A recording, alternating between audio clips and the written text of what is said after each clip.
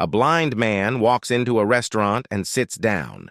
The waiter, who is also the owner, walks up to the blind man and hands him a menu.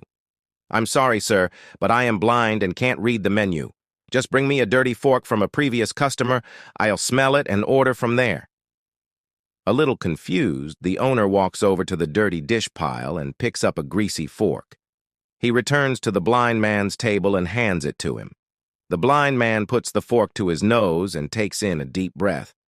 "Ah, yes, that's what I'll have. Meatloaf and mashed potatoes." Unbelievable, the owner thinks as he walks towards the kitchen. The cook happens to be the owner's wife. He tells her what had just happened. The blind man eats his meal and leaves.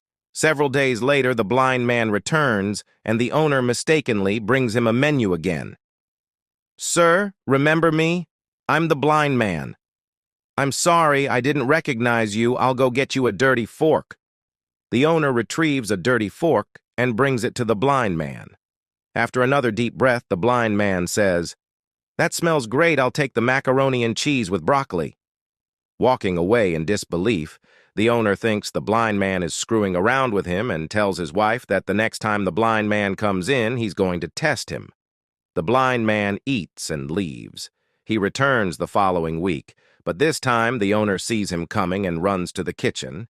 He tells his wife, "Mary, rub this fork on your panties before I take it to the blind man." Mary complies and hands her husband the fork. As the blind man walks in and sits down, the owner is ready and waiting. "Good afternoon, sir. This time I remembered you and I already have the fork ready for you." The blind man puts the fork to his nose, takes a deep whiff, and says, "Hey, I didn't know that Mary worked here.